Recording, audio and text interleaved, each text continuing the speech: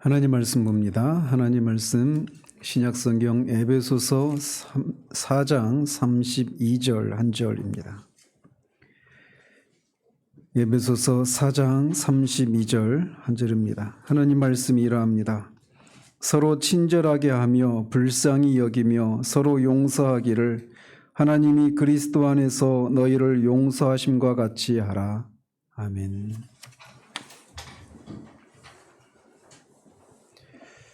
예, 2021년이 다 지나고 2022년 새해가 밝았습니다. 늘 이 신년 감사 예배 때 말씀을 드리는 것이지만 지난 한 해도 정말 수고 많으셨습니다. 저는 개인적으로 이렇게 올 한 해를 시작하면서 예년과 다르게 하나님 앞에 마음이 평안하고 막 어떤 소망으로 새 소망으로 막 들끓고 이런 건 아닌데 예년과 다르게 이렇게 좀 평안하게 한 해를 이렇게 시작을 하게 되었습니다. 한 해를 이렇게 시작하면서 저는 우리 교회 식구 모두가 하나님 앞에서 작년보다 더 나은 그런 의미가 있는 그런 한 해가 되어지기를 주님 앞에 주님의 이름으로 축원을 드립니다. 오늘 설교 제목은 열린교회 김남정 목사님의 맺힌 것을 풀어 영원히 산다라고 하는 책 제목에서 따온 것입니다. 한 해를 시작을 하면서 여러분들에게 어떤 말씀을 전해야 될까라고 하는 것을 이렇게 마음에 두고 있다가 어떤 계기가 되어서 이렇게 말씀을 준비하게 되었습니다. 우리가 예수 그리스도를 믿게 되는 그런 계기나 그 과정은 사람마다 다 다양합니다. 어떤 사람은 병이 들어서 병 고치기 위해서 왔다가 그게 계기가 되어서 예수를 믿게 되는 사람도 있고, 또는 삶의 어떤 인생의 여러 가지 실패를 반복하면서 또 삶에 그런 소망이 없어서 그냥 예수 믿을까 하고 이렇게 왔다가 그렇게 오는 사람도 있습니다. 어떤 사람은 자신이 정말 하나님 앞에 죄인이라는 사실들을 깨닫고 그 죄의 용서를 구하기 위해서 온 사람도 있습니다. 그래서 예수를 믿게 되는 그 시작점은, 계기는 사람마다 다양합니다. 그리고 그 계기도 다를 뿐만 아니라 예수를 믿게 되는 과정 또한 사람마다 다 다양합니다. 어떤 사람들은 급격한 방식으로 회심을 경험하기도 합니다. 그래서 자신이 언제 구원을 받았는가를 확실하게 알 수 있는, 구원받기 전과 후가 너무나 확연하게 달라진 어떤 뚜렷한 그런 기억에 남는 방식으로 회심을 하는 사람도 있는가 하면, 어떤 사람들은 내가 언제 구원받았지? 라고 하는, 그렇게 뒤를 돌아보아도 어떤 특별한 계기가 없는 것 같은 그런 사람도 있을 수 있습니다. 그런데 돌아보면 분명히 내가 지금 예수를 믿고 있고 예수를 믿고 있는 사람들에게 나타나는 이런저런 삶의 표지들이 있는 걸 보면 내가 분명히 예수를 믿고 있고 구원을 받은 것이라고 알 수 있는 그런 방식으로, 언제 그런 일이 일어났는지 모르게, 청교도들이 말하는 것처럼 그 영혼의 홍역, 영혼의 볼거리를 언제 내가 겪고 지나갔는지를 알지 못하는 방식으로 그렇게 회심을 하는 사람들도 있습니다. 근데 어쨌든 어떤 계기든지 또는 어떤 과정을 통해서 예수를 믿고 구원에 이르게 되었든지 구원받은 사람들이 지나가는 과정이 있습니다. 그리고 물론 이 과정에서도 어떤 사람마다 어떤 차이가 있습니다. 그런데 어떤 공통적인 그런 과정을 거치느냐면, 이렇게 자신이 구원을 받았다라고 하는 것은, 구원을 받게 되면 자연스럽게 그 사람은 죄를 짓지 않으려고 하고 경건 생활에 힘을 쓰는 그런 모습이 모두 공통적으로 나타납니다. 그래서 그 기간에는 주로 이제 외적인 죄를, 외적으로 죄라고 말할 수밖에 없이 분명한 그런 죄를 안 짓는 방식으로 삶의 변화들이 일어납니다. 그리고 매주 말씀을 듣고 개인적으로도 기도도 하고 성경도 읽고 열심을 내는 교회라면 교회에 있는 여러 가지 성경 공부 프로그램들을 열심히 쫓아다니면서 배움에 힘을 쓰고, 그렇게 은혜를 누리면서 은혜 안에서 성장을 해갑니다. 늘 예배를 기다리게 되고 하나님의 사랑을 매우 실제적으로 느끼며 은혜를 누리기 시작합니다. 제가 계산해 보니까 제가 일주일에 설교를 7번 하고 있거든요. 우리 교회에서 예배가 365번이 있는 거예요, 1년에. 어마어마하게 많은 횟수의 예배가 우리가 드려지고 있는 거죠. 거기에 다 모두 참여한다면 말이죠. 최소한 우리는 일주일에 최소 수십 번에서 수백 번을 예배를 드려요. 근데 은혜를 누리기 시작하면 그 예배가 그렇게 드리는데도 예배가 기다려지고 예배 가운데 하나님이 나에게 말씀해 주시고 나를 향하신 하나님의 그런 특별한 마음을 개인적으로 부어주시는 것을 경험하기 시작을 합니다. 그런데 어느 순간 그렇게 말씀을 통해서 우리에게 말씀해 주시던 하나님의 음성이 들리지 않기 시작하는 시간이 옵니다. 그리고 하나님의 마음이 내게 전달되지 않는 그런 시기도 와요. 어쩌면 지금 그런 시기를 지나고 있는 분들도 있을 수 있어요. 그런 순간 우리는 갑자기 모든 것이 멈춰버린 것 같습니다. 우리가 하나님의 은혜를 누리게 될 때 경험하게 되는 것 중에 하나가 뭐냐면 단지 그냥 어떤 그 영적인 생활과 관련된 그런 것에서만 우리가 어떤 활기와 생기를 느끼게 되는 것이 아니라 우리의 삶의 모든 영역에서 모든 것들이 다 새롭고 생생하게 우리에게 다가옵니다. 그런데 하나님의 은혜가 우리에게 전달되지 않는 것 같고 하나님의 말씀이 우리에게 들리지 않게 되는 순간 예배만 경건생활 은혜의 수단을 행하는 그런 것들 속에서만 그냥 모든 것이 멈춰버린 것 같은 것이 아니라 삶의 모든 것이 갑자기 빡빡해지고 힘들어지고 그런 것을 경험하기 시작합니다. 단언컨대 여러분이 제가 지금 말씀드리는 것이 무엇인지 모른다라면 하나님의 말씀의 은혜를 누리는 것이 무엇인지도 모르고 그 은혜를 누릴 때 내 삶이 모든 것 속에서 어떤 생기가 있고 그런 활기가 있는 것이 무엇인지 모르고 또 반대로 하나님의 말씀이 들리지 않고 또 그것 때문에 내 삶이 모든 영역이 힘들어진다라고 하는 것을 무엇인지 모른다라면 단언컨대 여러분은 거듭난 사람들이 아닙니다. 거듭난 사람들에겐 반드시 그게 있어요. 그래서 어쨌든 그렇게 하나님의 음성이 말씀 가운데 들려지지 않고 하나님의 마음이 내게 전달되지 않게 되는 그 순간 모든 것이 멈춰버리고 그렇게 실제적이고 가깝게 느껴졌던 하나님의 임재도 내게서 멀리 느껴지고 은혜의 수단들도 갑자기 아무런 맛도 느껴지지 않게 되는 그런 때를 지나게 됩니다. 우리가 그렇게 된 이유는 여러 가지 이유가 있을 수 있습니다. 가장 큰 원인은 우리의 죄 때문이고 또는 우리의 게으름이나 부주의함 때문이기도 합니다. 그런데 많은 경우는 그런 것을 통해서 하나님이 우리를 돌아보게 하시고 우리를 실제적으로 다루시기 위해서 그런 하나님의 임재를 거두시는 그런 섭리를 베풀어 주시는 것입니다. 그래서 그런 경우에 우리는 그런 시기를 지날 때 내가 하나님 앞에서 어떤 죄를 지은 것은 아닌가라고 우리 자신을 돌아보기도 하고 열심히 있는 사람들은 기도원에 가기도 하고 금식 기도도 하면서 다시금 하나님의 임재를 내가 생생하게 누리고 하나님의 말씀 가운데 하나님과 그런 교제를 나누기를 소원하는 그런 마음을 그런 식으로 표현을 합니다. 그런데도 여전히 하나님의 임재가 너무 아득하게 느껴집니다. 그러다가 갑자기 하나님이 다시금 감추셨던 하나님의 얼굴을 우리에게 보이시고 모든 것들이 갑자기 살아나는 그런 경험을 또다시 하게 됩니다.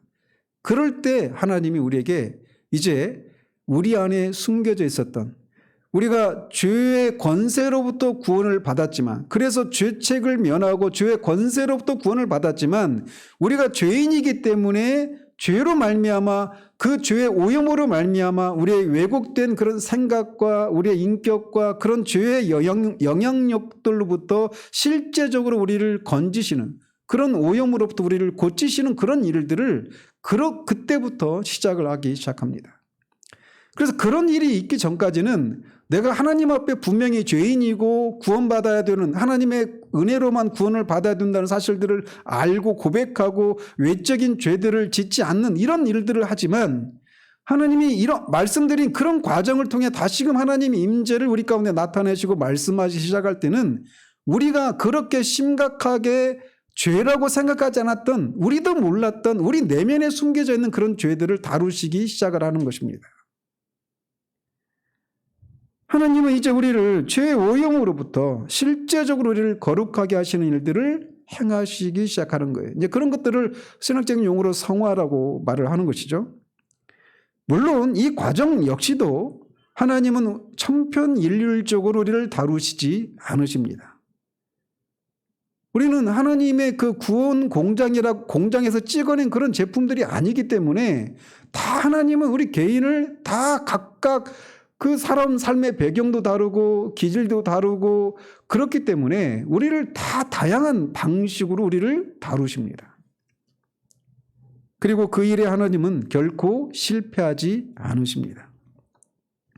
그런데 많은 경우에 겉으로 드러난 죄도 그렇지만 우리가 죄라고도 인식하지 못했던 우리의 깊은 내면에 켜켜이 쌓여있는 문제들을 다루시는 일들을 이때부터 하기 시작하는 겁니다.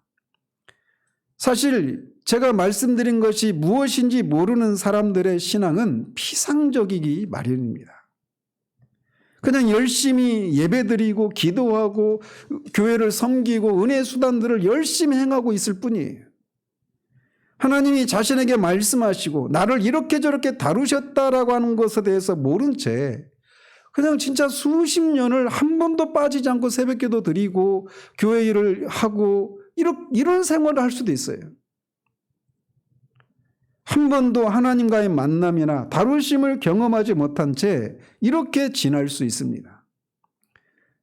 그래서 그 입에서 나오는 것은 내가 뭐 새벽 기도를 몇 년 동안 드렸느니 뭐 했느니 기도를 몇 시간 한다느니 또는 반대로 내가 무엇을 안 한다느니 이런 것이 전부입니다. 하나님께서 말씀을 통해서 자신의 내면을 다루시는 것이 무엇인지 모르는 사람들의 신앙은 피상적입니다. 그들이 오랜 세월 동안 교회에서 이렇게 저렇게 배우고 그런 성경 지식도 쌓이고 그런 성경에서 말하고 있는 것을 종합적이고 체계적으로 정리해 놓은 그런 교리에 대한 지식들이 쌓여가면서 틀린 말은 하지 않을 수 있을지 모르지만 거기에는 무언가 살아있음과 생명과 실제가 없는 공허한 교리만이 덩그러니 남아있는 그런 신앙생활을 하기가 쉽단 말이죠. 그러는 동안에 그의 영혼이 성장하는 것은 기대할 수가 없습니다. 은혜의 수단들을 처음보다는 열심을 내고 그렇게 하고 그런 지식이 쌓여갈지는 모르지만 정말 그의 존재가 하나님 앞에서 변해져가는 하나님의 다루심을 통해서 그의 존재가 변해가는 그런 일들은 기대할 수가 없게 되는 거예요. 또 어떤 사람들은 자신에게 해결되어야 할 문제가 있다라고 하는 것을 알고 있는 사람들도 있습니다.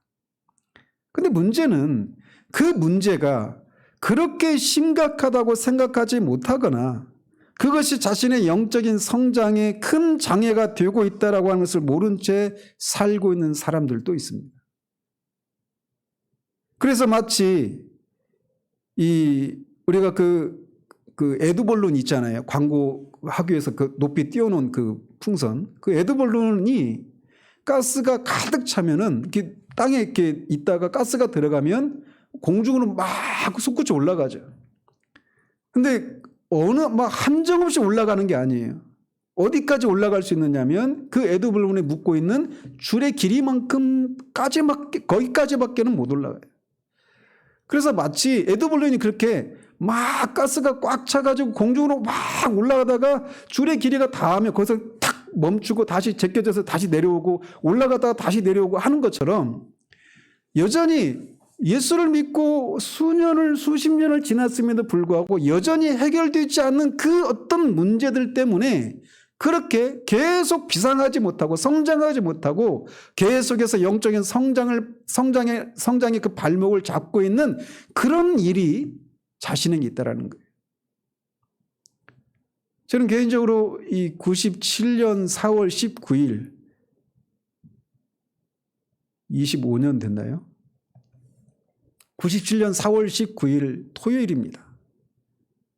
제가 원래 숫자를 잘 기억을 하는데 4.19 그 혁명 때 날이고 토요일이었거든요. 그날도 이렇게 새벽 기도를 드리는데 김나정 목사님이 이제 기도하고 있는데 갑자기 오셔가지고 뭐 안수 기도를 해주시더라고요. 그분도 안수기도 잘 안 하시는 분이거든요.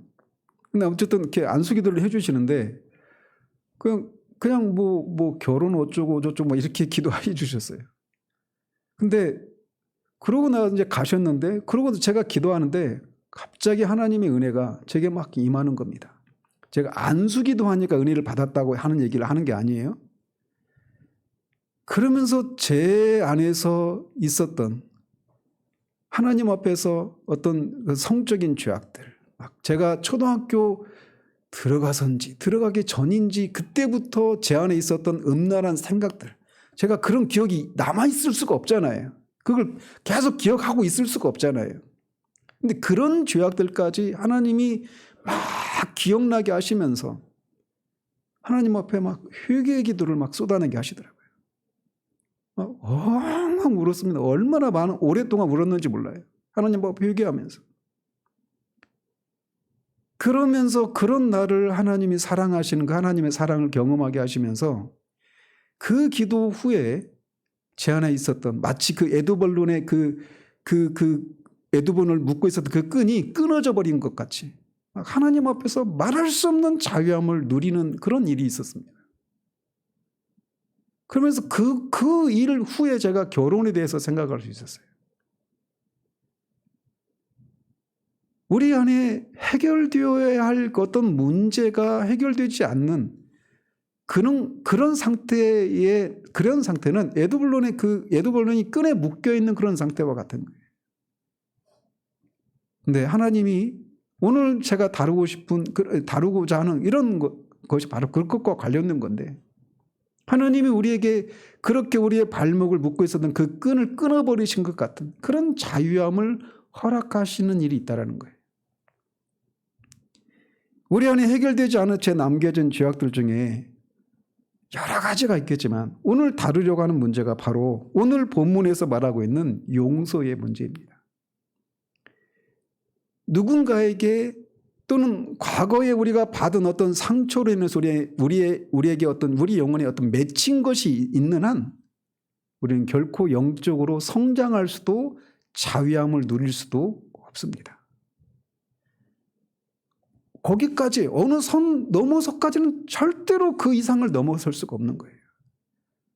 그래서 그냥 계속 거기까지 갔다가 다시 꺾여서 내려오고 다시 올라갔다가 꺾여서 내려오고 계속 그런 생활을 하는 겁니다. 그러면서 점점 그런 시간이 지나면 어떻게 되느냐면 냉소적인 신앙이 생겨나게 되는 거예요. 근데 그렇게 해봐야 결국은 다시 또 내려올 건데 이런 생각을 하는 거죠. 은혜에 대한 어떤 기대를 품지 못하게 되는 거예요.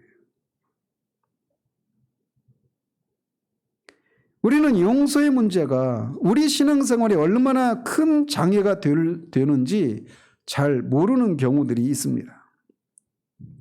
신앙생활 하기 전에 해왔던 외적인 죄들에 대해서는 그래도 제법 민감하게 반응하고 그것을 진지하게 다루지만 내적인 죄에 해당하는 용서의 문제, 사실 용서의 문제는 결국 미움의 문제이고 또 반대로는 사랑의 문제이기도 하는 겁니다.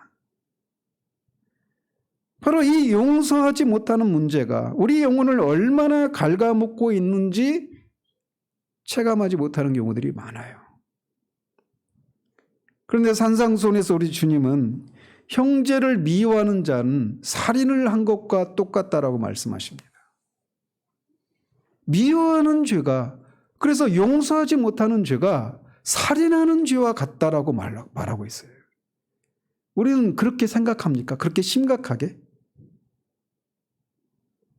살인하는, 하나님 앞에 내가 살인자다라고 하는 것을 그렇게 내가 살인자가 되었을 때 하나님 앞에서 내가 느끼는 그런 그 민감함 정도로 미워하는 문제, 용서하지 못하는 문제를 그렇게 다루느냐고요. 그렇게 생각하느냐고요.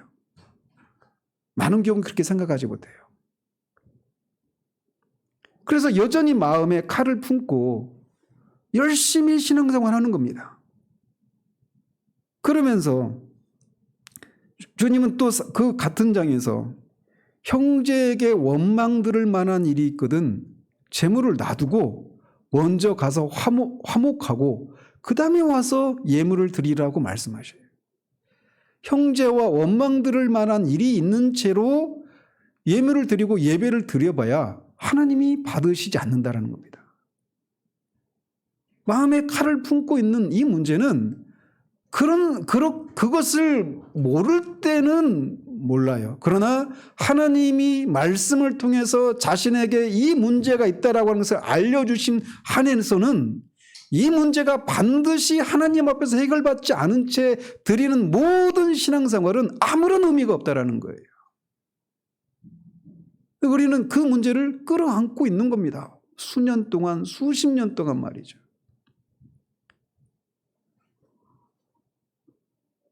그렇게 심각한 문제예요. 사도는 서로 용서하라라고 말합니다. 서로라고 하는 말을 우리가 주목할 필요가 있어요. 일방적으로 용서만 해주는 사람도 없고 일방적으로 용서를 받아야 되는 그런 사람도 없다라는 겁니다. 서로 용서해야 되는 거예요. 이 얘기는 구원받은 사람이라 할지라도 그리스도인이 되었다고 하더라도 그 사람에게서 어떤 잘못도 없다라고 하는 것이 잘못되었다라고 하는 것을 말해줍니다. 제가 굉장히 어렵게 말을 했죠.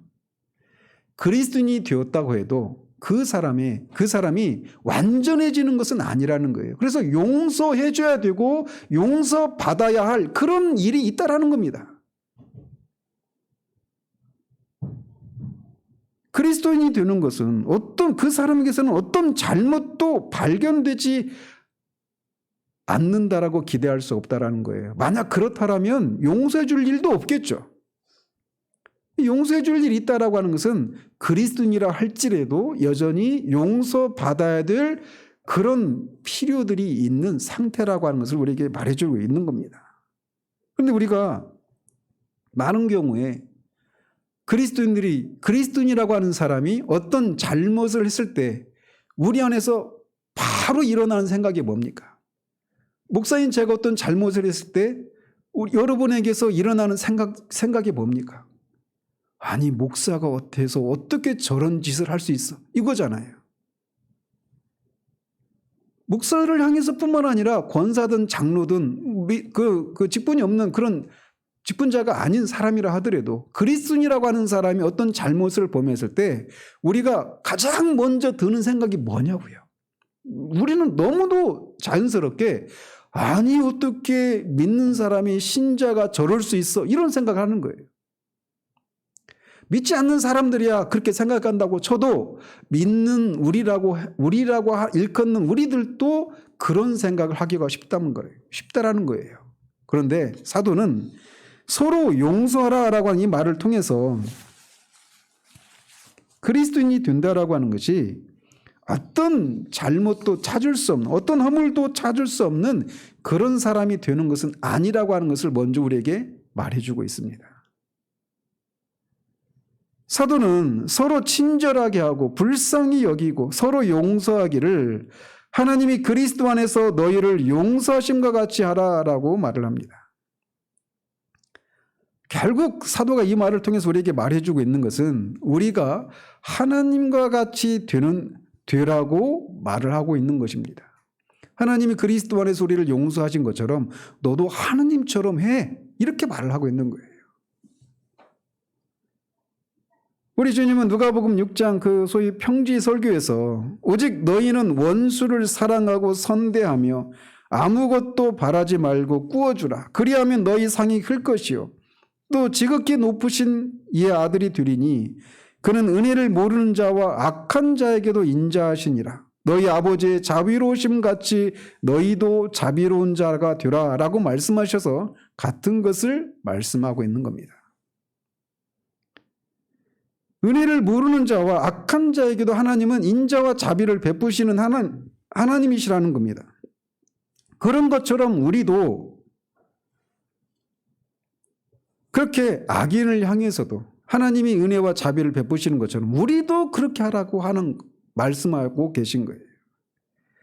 즉 사도는 우리에게 모든 일에 있어서 특별히 용서하는 이 문제에 있어서도 우리는 하나님과 같이 해야 한다라고 말을 하고 있는 겁니다. 우리는 우리의 신앙의 목표를 자꾸 잊고 삽니다. 신앙의 목표는 우리 존재가 우리를 구원하신 하나님을 닮는 것에 있어요. 그래서 뒤에 5장 1절도 이렇게 말을 하는 겁니다. 그러므로 사랑을 받는 자녀같이 너희는 하나님을 본받는 자가 되라 라고 말하고 있어요. 그러니까 앞에 4장 32절과 5장 1절은 이어져 있는 거죠. 서로 용서라 라고 말하면서 사랑을 받는 자녀같이 너희는 하나님을 본받는 자가 되라 이렇게 말하고 있어요. 여기에 이제 용서의 원리가 무엇이고 용서를 할 수 있는 그 원동력은 무엇인가가 여기에 고스란히 들어있는 겁니다. 그런데 우리는 신앙의 목적이 이렇게 하나님을 본받는 것에, 하나님을 닮는 것에 있는데 자주 우리는 신앙의 목표를 거기에 두지 않고 하나님으로부터 어떤 도우심을 받고 이 땅에서 여러 가지 액을 면하고 복을 받는 그런 삶을 살다가 때가 되면 천국에 들어가는 것, 이것이 신앙의 전부인 것처럼 그렇게 생각해요. 제가 요즘 그 요한계시록을 살피면서 계속 세대주의자들의 그 종말론을 계속 살피고 있거든요. 그들은 대혼란이 오기 전에 교회가 휴거를 한다라고 말을 해요. 그 생각의 뿌리에는 뭐가 있습니까? 바로 이 사상이 있는 거예요. 교회는 환란을 당하면 안 된다는 거죠. 신앙의 목적이 그냥 액을 면하고 복을 받다가 천국에 가는 거, 이게 사람들이 일반적으로 갖고 있는 거예요. 이게 기독교인만이 아니라 모든 종교인들이 가지고 있는 생각이 그거예요. 그렇지 않아요? 근데 그거는 우리의 신앙의 목표가 아닙니다. 오늘 우리가 십계명을 읽은 것처럼 하나님은 나는 너희를 애굽 땅에서 건져낸 너희 하나님 여호와니라 라고 말씀하시면서 이들에게 십계명을 주시는 거예요. 하나님이 이스라엘 백성들을 구원하신 것은 그들이 애굽의 그 종살이에서 그 고통스러운 데서 건져내 주셔서 가나안 복지, 그 가나안 땅에 들어가서 그 복을 누리며 사는 것이 전부가 아니라는 거예요. 그렇기 때문에 하나님이 법을 주시는 겁니다. 하나님 백성의 삶의 도리로서의 법을 주시는 거예요. 십계명을. 그래서 이렇게 살라라는 겁니다. 이것을 통해서 하나님의 어떠하심을 드러내는 내 백성이 되라고 말씀을 주시는 거예요.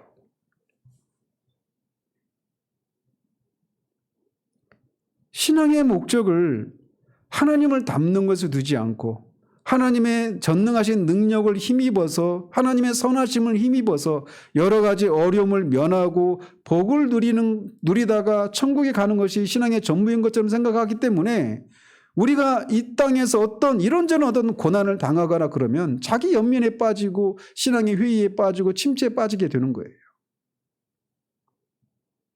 그렇지만 우리가 기억해야 합니다. 우리가 행복을 누릴 수 있는 시간은 영원한 시간이 그때 영원한 시간 때 충분히 누릴 수 있다는 겁니다. 새 하늘과 새 땅에서 우리는 오직 행복하기만 합니다. 그러나 이 땅에서는 행복이 목적이 우리의 신앙의 궁극적인 목적이 아니에요. 결과적으로는 따라오는 것이지만 그게 목적이 아니라는 겁니다. 하나님을 닮는 것에 있어요. 그래서 하나님을 닮은 사람이 되도록 하기 위해서 우리에게 죄의 오염의 상태에서 우리가 벗어나서 거룩하고 흠도 주름 잡히고 또 티도 없이 그런 사람이 되도록 하고 그런 과정을 통해 하나님이 그런 우리를 빚어가시는 하나님의 오래 참으심과 사랑과 지혜와 선하심을 우리의 삶을 통해 존재를 통해 드러내도록 하는 것. 집단적으로는 교회를 통해 그런 것을 드러내도록 우리를 구원해 주셨고 교회를 이 땅에 두신 거예요.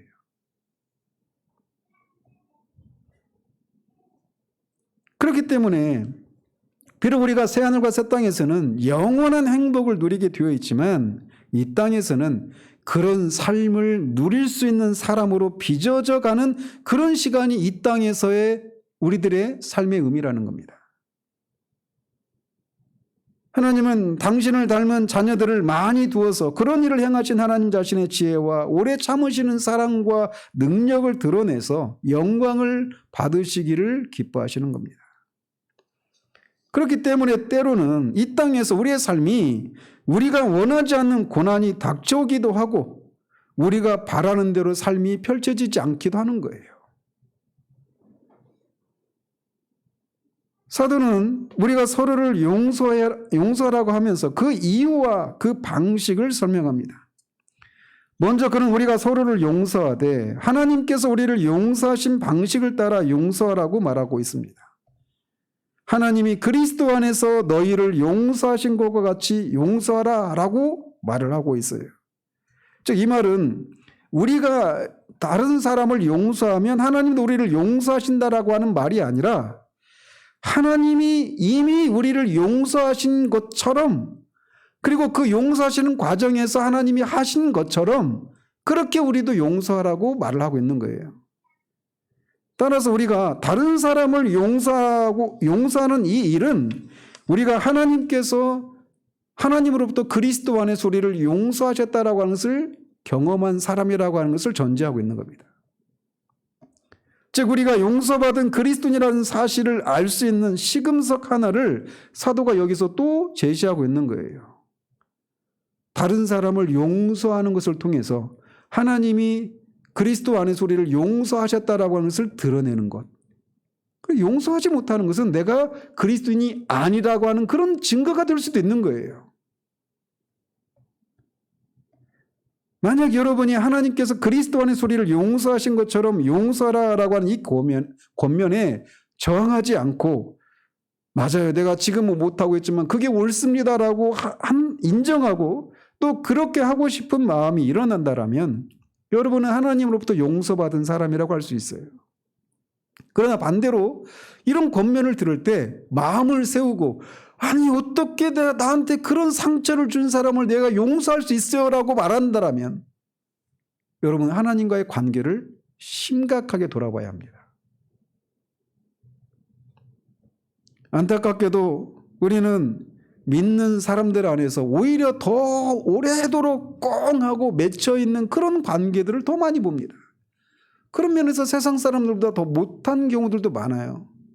그들은 술이라도 한잔하고 그냥 막 욕주거리 하고 막 내가 너 때문에 이랬어 저랬어 하면서 막 싸우고 하다가 결국 그렇게 딱 털고 그렇게 되기도 하는데 이게 교회에 다니는 사람이라고 하는 사람들 안에서 오히려 더 오래도록 네가 그때 나한테 이런 상처를 줬지 네가 이렇게 하면서 꽁 하고 그걸 오랫동안 품고 온열 그 한설인 여인처럼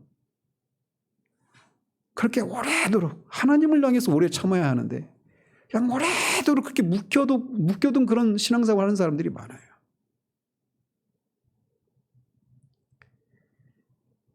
하나님이 우리를 용서하신 방식은 그리스도 안에서라고 하는 말에 다 드러나 있습니다.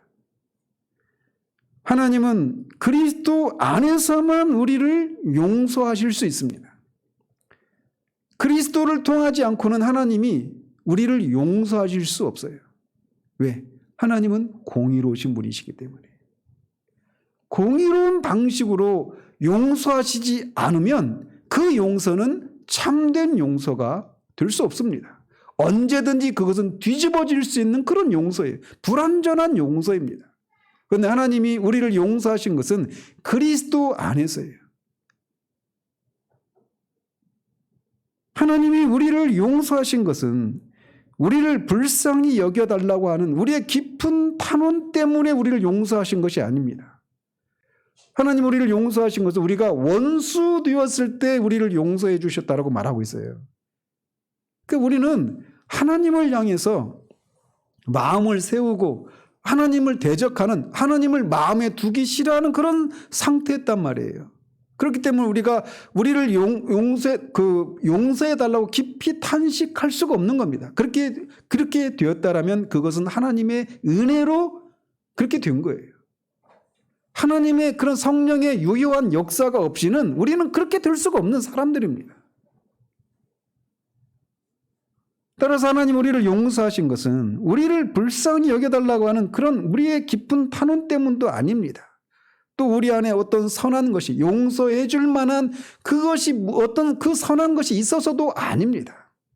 또 하나님이 우리를 용서하시면 용서받은 것에 대한 감사로 하나님께 어떤 그 반대급부로 하나님이 무엇인가를 보상을 받으실 것에 대한 기대로 우리를 용서하신 것도 아니에요. 우리를 잘 알지 않습니까? 우리를 모른다라면 성경을 보십시오. 이스라엘 백성들이 어떻게 반응했는지. 그들이 하나님의 놀라운 그런 은혜를 경험했음에도 불구하고 그들이 길이 험하다, 먹을 것이 없다, 마실 것이 없다, 뜨겁다, 춥다, 끊임없이 불평, 불만을 쏟아냈습니다.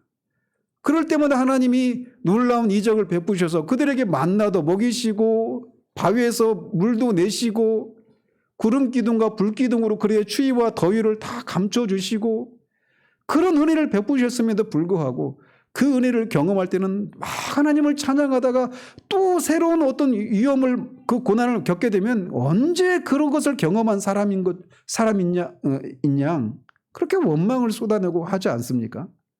그들이 바로 우리들이에요. 하나님이 만약에 계산서를 가지고 하나님이 구원하신 것을 대차대조표라고 하잖아요. 차변에 하나님이 구원하셔서 치른 대가 그리고 그것을 따라서 우리에게 손익계산서겠네요.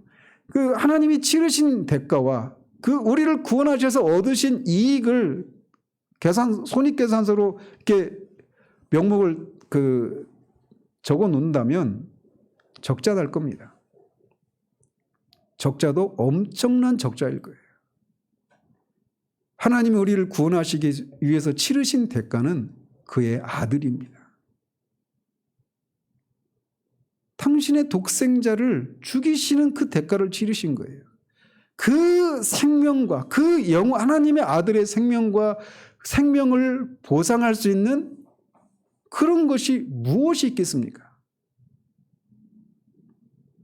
즉 하나님이 우리를 용서하신 것은 우리가 용서받은 우리로부터 받으실 반대급부를 기대하셔서 그렇게 하신 것이 아니라는 거예요. 우리의 불완전함과 신실하지 못함을 주님은 아셔요. 하나님은 아심에도 불구하고 우리를 향한 사랑으로 그렇게 하신 것이죠. 즉 하나님 우리를 용서하신 것은 우리 안에 있는 그 무엇도 아닙니다. 오직 우리 주 예수 그리스도 안에서 그의 피의 가치 때문에 우리를 용서하셨던 겁니다. 우리가 여전히 악하고 죄인이고 연약해서 하나님의 법을 지킬 수 없음에도 불구하고 우리가 원수 되었을 때 그의 아들의 피의 가치를 인해서 우리를 용서하신 것입니다. 이것은 우리가 다른 사람을 용서할 때도 적용되는 원리예요. 그렇기 때문에 하나님의 용서를 받은 사람은 자신이 하나님 앞에 악하고 무가치한 사람이라고 하는 것을 아는 사람이라고 할 수가 있습니다. 자신이 그렇게 악하고 하나님 앞에서 무가치함에도 불구하고 하나님께서 그의 아들의 희생제사를 인해서 우리를 완전히 용서해 주셨다는 사실을 인해서 겸손하고 상한 심령으로 하나님 앞에 선 사람이 그리스도인이라는 거죠. 바로 이런 방식으로 우리도 다른 사람을 용서하고 그의 잘못을 잊으라고 하고 계신 겁니다. 즉 하나님 우리를 용서하실 때 우리가 용서받을 만한 가치가 있어서도 아니고 우리가 용서를 구하고 용서를 받지 않으면 불쌍하기 때문도 아니고 용서를 해주면 그 사람도 용서에 대한 가치를 알고 우리에게 감사를 표하고 용서받은 자로서 우리가 기대한 어떤 삶을 살 것을 기대하시고 우리를 용서하신 것이 아니라는 거예요. 그렇다면 우리가 다른 사람을 용서할 때도 마찬가지라는 겁니다. 상대방이 나에게 용서를 구할 때 용서해 주는 것도 아니라는 거예요. 하나님 우리를 용서하신 것이 그런 방식이 아니었잖아요. 그리고 그 사람이 용서받을 만한 가치가 있어서 우리가 그때서야 용서할 수 있는 것도 아니라는 겁니다.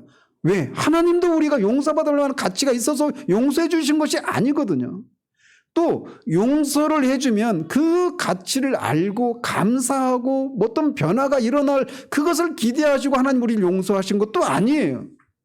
그렇다면 우리도 우리에게 상처를 주고 우리가 용서해 줘야 될 그 사람이 내가 용서한다라고 말을 했을 때 그거에 대해서 정말 고맙다. 이렇게 그 가치를 모를 수도 있다는 거예요. 그래도 우리가 용서해야 된다는 겁니다. 이게 하나님이 그리스도 안에서 우리를 용서하셨다라고 하는 것이 의미하는 거예요. 근데 우리는 얼마나 자주 받을 사람이 용서받을 만한지, 또 용서를 구하고 있는지, 또 용서를 해주면 나만 손해보는 건 아닌가라고 하는 그런 생각으로 용서해야 되는 것이 마땅함에도 용서하지 못하잖아요. 근데 하나님 우리를 이 빼도 박도 못하는 그 원리를 우리에게 제시해주고 계신 거예요. 너희들이 나로부터 용서받은 것은 너희들이 용서를 구해서도 아니고 용서받을 만한 어떤 가치가 너희들에게 있는 것도 아니었고 용서에 합당한 그런 삶을 내가 보상받을 것을 기대하고 용서해 준 것도 아니라고 말씀하시는 겁니다. 사람은 누구나 자기중심적입니다. 이게 죄인의 특징이죠. 그렇기 때문에 사람들 사이에서도 용서를 잘 못하는 이유는 상대방으로부터 자신이 받은 상처만 주목하기 때문이에요. 사실 사람들과의 관계라고 하는 것은 일방적인 관계란 없습니다. 항상 쌍방이에요. 손바닥도 마주쳐야 소리가 난다라고 하잖아요.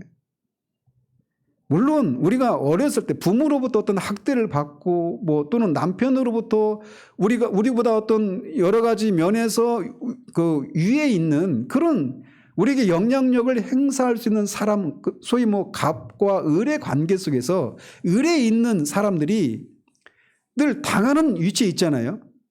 그런데 그래서 그 갑에 위치해 있는 사람들의 책임이 훨씬 커요. 누군가에게 용서받을 만한 그런 잘못을 한 사람의 책임을 묻는다라면 갑에 위치해 있는 사람이 훨씬 크죠. 그런데 을에 위치해 있는 사람은 그런 어떤 그게 없느냐? 그게 아니라는 거예요. 그런 것을 받고 당하고 거기에 대해서 반응하는 과정 속에서 우리가 온전치 못한 우리들의 어떤 모습이 있단 말이죠. 그래서 소위 지금도 그런 집회가 있긴 하지만 옛날만큼은 아니에요. 어떤 집회냐면 치유 집회라는 거예요. 내적 치유. 이런 거 많이 들어보셨죠? 지금도 셀교회 하는 교회들은 다 그걸 합니다. 내적 치유 그런 거. 저도 데이비드 시멘스의 책들 내적 감정의 상한 감정의 치유 이런 관련된 책들을 많이 읽고 오늘의 교회도 몇 번 가가지고 내적 치유 세미나에도 참석하기도 했어요. 근데 그런 것들을 읽어보면 그런 책들을 읽어보십시오. 그리고 여러분이 위로를 받습니다. 왜 그러냐면 당신이 지금 이렇게 저렇게 여러분의 인격에 이런저런 흠이 있고 뭐가 난 것은 여러분이 옛날에 겪었던 그런 상처와 아픔 때문입니다. 하면서 그들의 그 아픔을 감싸주고 이해해 주니까 그런 집회 가면 눈물이 펑펑 나고 내가 그렇게 서러웠던 그것에 대한 보상을 받는 것 같아요. 그래서 그런 집회를 찾아가는 겁니다. 실제로 그런 일이 있어요. 내적 집회 가보십시오. 여러분이 아마 펑펑 우는 일들이 있을 거예요. 특별히 여러분이 어떤 상처를 많이 갖고 있는 사람들 그런 은혜가 임할 겁니다. 그런데 문제는 거기까지라는 거예요. 그래서 그 사람들이 만들어낸 용어가 있어요. 어덜트 차일드라고 하는 용어예요. 어덜트는 어른이고 차일드는 어린이거든요. 영어로. 어덜트 차일드. 어른인데 아이라는 거예요. 그래서 우리나라에서는 그 번역을 어른 아이 이렇게 번역을 합니다. 상담학이나 심리학에서. 어른 아이, 어른인데 어렸을 때 받았던 그 상처 때문에 어린아이 상태로 있는 거예요. 그런 심리 상태를 어덜트 차일드라고 그래요. 어른 아이라고. 그래서 내적 치유나 이런 데 상담을 받으러 가면 그런 상담을 해주는 거예요. 그래서 그런 자리에 가면 자신이 위로를 받고 나를 이해해 주는 사람을 만난 것 같으니까 너무 감사하고 내가 왜 지금 이런 삶을 살게 되는지 이해를 해주는 사람을 만나고 내가 이해를 할 수 있으니까 위로를 얻는 거예요. 근데 그게 전부예요. 거기까지예요. 실제로 그 사람의 어떤 삶의 변화로 이어지느냐? 안 된다라는 겁니다. 한계가 있다라는 거예요. 그럼 어떻게 할까요? 또 내적 치유를 찾아갑니다. 중독성이 있어요. 그래서 여러 번 내적 치유를 하는 겁니다. 그래서 울고 위로받고 또 울고 위로받고 그런 걸 반복하는 거예요. 그러다가 근본적으로 해결되지 않는 그 한계에 부딪히는 순간 냉소적이 됩니다. 그거 가봐야, 울어봐야 아무것도 내 삶의 변화가 일어나지 않는 거예요. 사도는 내적 치유 집회와 같은 그런 방식으로 너희들이 얼마나 너희가 용서해줘야 될 그 사람이 너를 얼마나 큰 상처를 줬는지 내가 안다. 이런 것으로 하나님이 우리를 용서해 그 다른 사람을 용서해 주고 우리가 그 용서를 받아야 될 그런 일로 말미암아 생겨난 그런 상처가 치유된다라고 말씀하고 있지 않아요. 그리스도 안에서 너희를 용서하신 것처럼 용서하라고 말씀하셔요. 이게 무슨 말이냐? 말씀드린 것처럼 우리는 하나님 앞에 정말 무익하고 무가치한 존재들입니다. 그런데 그런 우리를 하나님이 사랑하셔서 그의 아들을 내어주시기까지 하셨다라고 하는 그 하나님의 사랑을 경험하는 겁니다. 하나님의 사랑은 무가치하고 무익한데 내가 그런 사랑을 받을 만한 자격이 없는데 그런 사랑을 베푸셨다라고 하는 것을 아는 것을 말하는 거예요. 그 사랑만이 미움으로 응어려진 우리의 마음을 녹일 수 있습니다.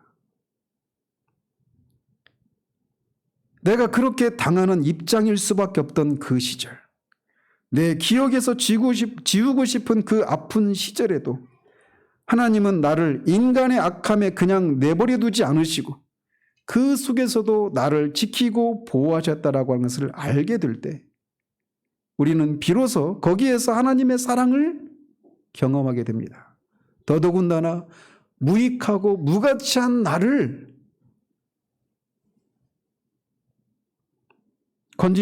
구원하시기 위해서 아들을 내어주셨다라고 하는 그 사랑을 경험하게 될 때 우리의 마음이 거기서 녹는 거예요.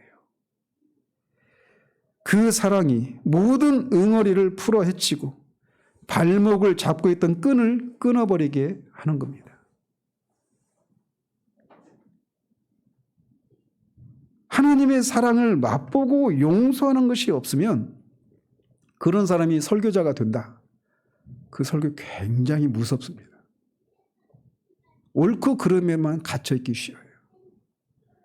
그리고 그 상처가 해결되지 않으면 어떤 조그만 우리가 어떤 상처가 없는 손을 만질 때는 아무런 반응이 없잖아요. 근데 상처가 난 그 상처 부위를 이렇게 손을 대면 막 되게 민감하게 반응하잖아요. 그런 것처럼 우리 영혼에 이 어떤 상처를 받게 되면 그 상처가 남아있을 때는 그 상처가 건드려질 때 막 자지러집니다.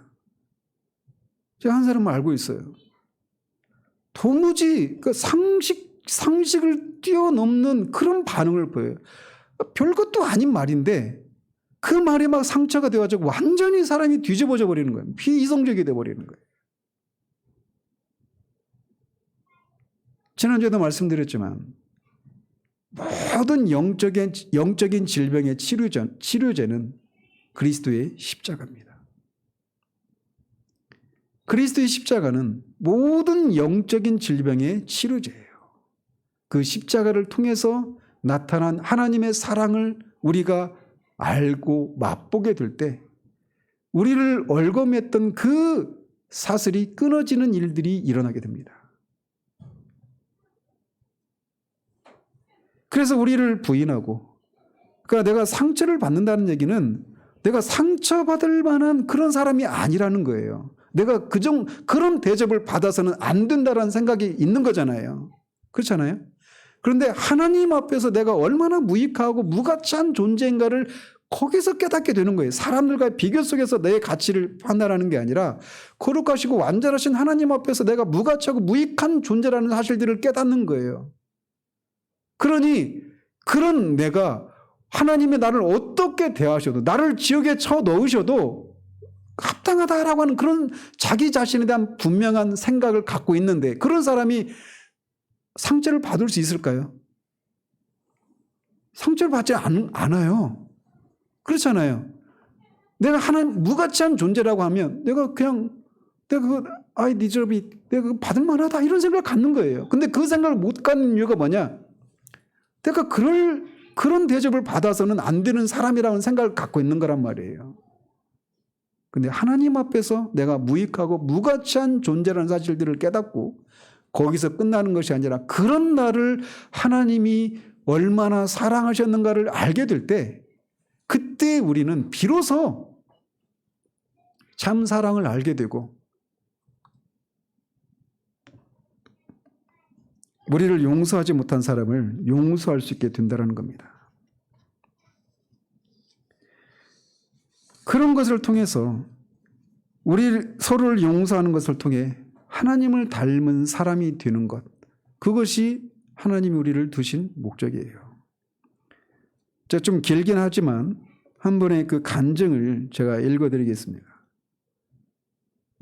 그 김단일 목사님이 영혼의 그 맺힌 것을 풀어 영혼이 산다 그 책 첫 장에 나오는 그 간증인데, 열린교회 있을 때 제가 그 전모 자매예요. 쌍둥이 자매로 제가 기억했는데 교회 앞에서도 이걸 간증을 했었는데 아무튼 그 교회 신문에 실렸던 간증문입니다.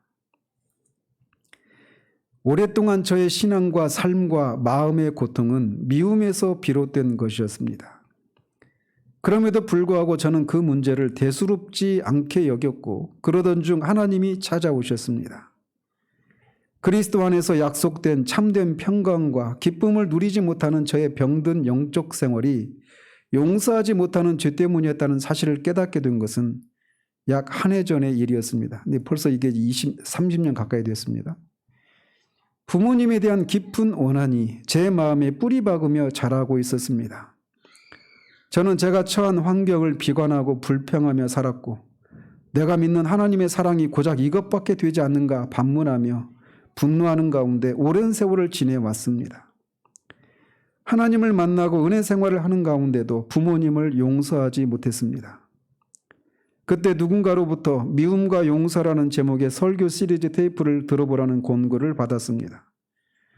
그때까지만 해도 사실 저는 말씀으로 제 자신이 고침을 받을 것이라고는 믿지 않았습니다. 그토록 오랜 동안 쌓여온 부모님에 대한 미움이 사라지기는 힘들 것이라는 회의에 빠져 있었습니다. 혹시 또 해결이 된다 하더라도 상처를 받아 미움이 자란 기간을 생각할 때 최소한 10여 년은 걸려야 해결될 수 있을 것이라고 생각했습니다. 그동안 여러 가지 내적 치유들을 경험하기도 하였지만 그러한 경험을 통해서도 부모님을 용서하는 문제가 해결되지 못했기 때문입니다. 그런데 설교 테이프를 듣는 가운데 저를 고치시기 위한 하나님의 크신 능력이 나타나기 시작했습니다. 7개로 되어 있는 설교 테이프 중 6개째를 듣던 날이었습니다. 저는 혼자 제 방에서 테이프를 듣고 있었습니다. 말씀을 깨닫는 가운데 주님의 생애 전체를 새로 보게 되었습니다. 우리 주 예수 그리스도의 고통은 십자가에서 죽으신 순간만이 아니었으며 그분의 전 생애는 저와 같은 인간을 위한 모든 헌신과 사랑과 자기를 내던지는 삶 그 자체였다는 사실을 깨달았습니다. 그분께는 자신만을 위한 아무런 욕심이나 유익을 구하는 마음 없이 오직 단 하나 저 같은 인간을 모든 죄악과 고통에서 구원하시고자 하는 불붙는 소원밖에는 아무것도 없었음을 깨닫게 되었습니다. 제가 왜 몰랐을까요? 주님이 자신을 버리시기까지 저를 이토록 사랑하시는 것을. 저에 대한 주님의 사랑은 이 땅에 계시는 동안에 시작된 것이 아니라 태초부터 시작되었다는 사실을 말입니다. 이제껏 머리로만 알던 예수 그리스도의 사랑이 저를 위하여 자신을 전적으로 내어주신 하나님의 사랑이었음을 알게 되자 제 마음은 칼로 찌르는 것처럼 아팠습니다. 저같이 아무 쓸모없고 무가치한 인간을 위해 그처럼 고귀한 생명을 주신 그분의 생애와 진실한 인격 앞에 너무나 죄송하고 쓰라린 마음뿐이었습니다. 그리고는 견딜 수 없는 통증과 함께 회개가 쏟아졌습니다. 바로 그 순간이었습니다.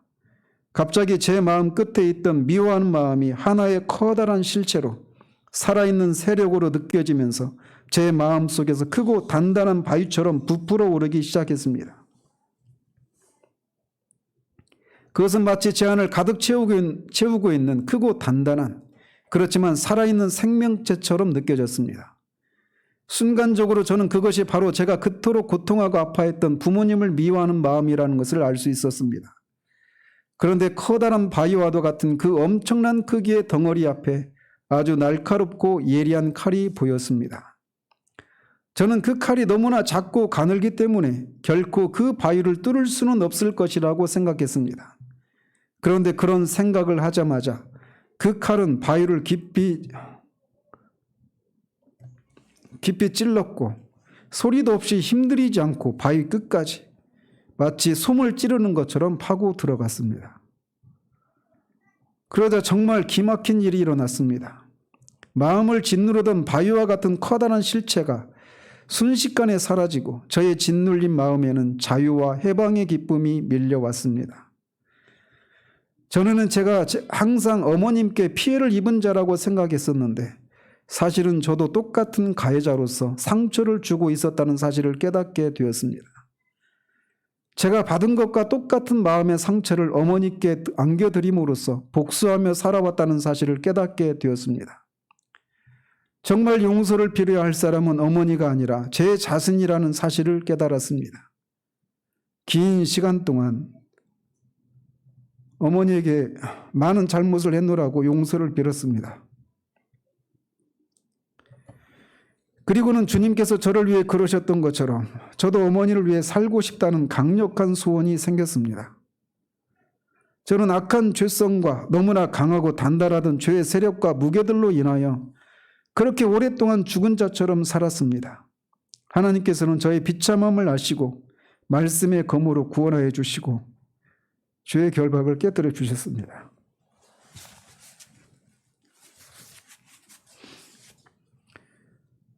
저는 그때 교회 다닐 때 이 자매가 교회 앞에서 이런 간증을 하면서 막 펑펑 울면서 간증했던 그런 것을 이렇게 본 적이 있어요.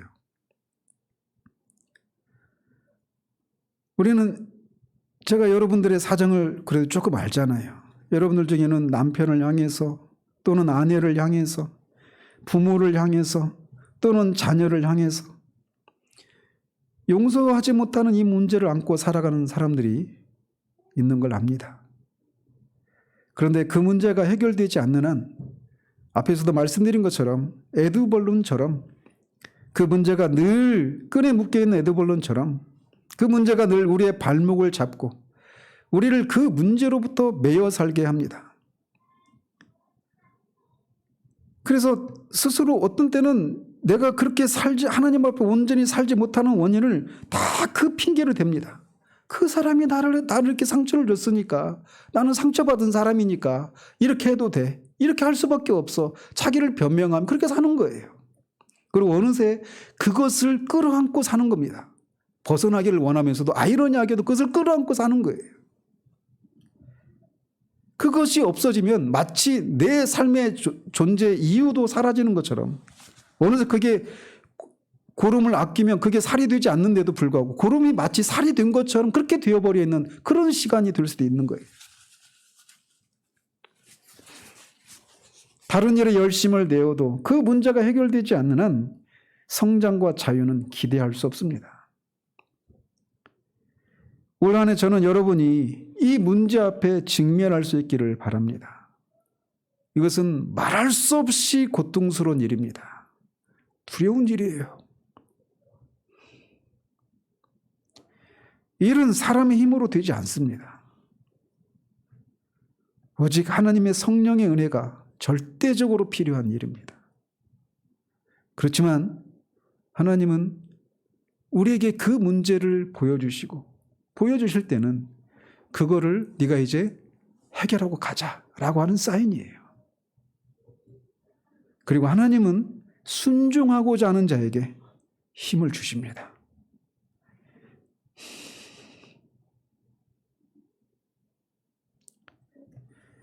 먼저는 정직하게 우리에게 이런 문제가 있음을 하나님께 아뢰고 도움을 구하며 나가십시오. 피상적인 방식으로 해결되었다고 혹은 자신에게는 아무런 문제가 없다고 하지 마십시오. 내적 치유처럼 그런 집에 가가지고 펑펑 우는 것을 해결되지 않아요. 이 자매가 말하고 있는 것처럼. 말씀을 통해서 하나님이 우리를 치유하십니다. 가능합니다. 왜? 하나님은 전능하시니까. 그 하나님의 사랑을 우리가 맛볼 때 우리는 진짜 자유를, 해방을 누리게 됩니다. 우리에게는 인생이 한 번밖에 주어지지 않습니다. 어쩌면 부모와 이런 문제로 어려움을 가지고 있는 사람들에게는 많은 기회가 주어져 있지 않을 수도 있습니다. 올해가 그것을 해결할 수 있는 마지막 해일 수도 있습니다. 오랜 동안 우리의 발목을 잡아왔던 그 문제가 하나님 앞에서 해결되고 서로에게서도 해결되어서 참 자유를 누리는 일들이 있기를 바랍니다. 정말 맺힌 것을 푸는 그런 한 해가 되어지기를 바랍니다. 기도하겠습니다. 하나님 아버지,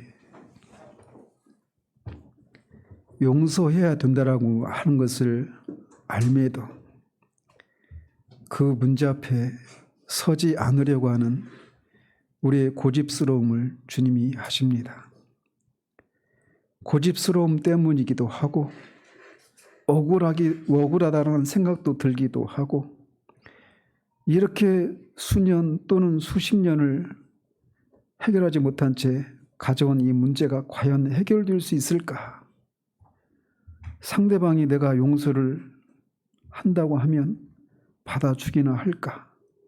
그 용서를 감사하게 생각하기나 할까? 자기가 나한테 상처를 주었다라고 하는 것을 알기나 하고 인정하기나 할까? 이런 여러 가지 생각들로 인해서 용서해야 된다는 것은 알지만 해결하지 못한 채 그렇게 오래된 숙제처럼 떠안고 있는 이 문제, 용서의 문제 앞에 우리 모두가 하나님을 의지해서 설 수 있는 은혜를 허락해 주시옵소서.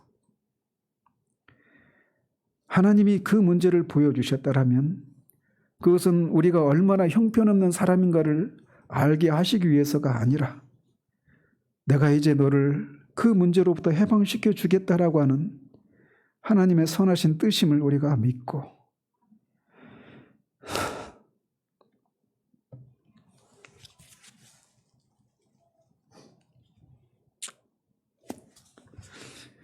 그 앞에 용기 있게 설 수 있는 우리들 될 수 있도록 주님 도우시옵소서. 그리고 주께 능치 못한 일이 없음을 하나님 알게 하시고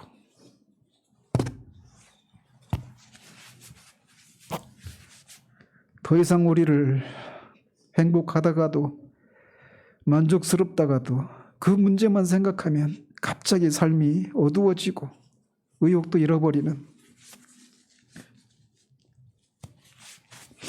그런 일이 되지 못하도록 올 한 해 하는 우리를 묶고 있는 그 끈이 끊어져 버리는 그런 한 해 될 수 있도록 하나님 은혜 베풀어 주시옵소서. 예수 그리스도의 이름으로 기도합니다. 아멘.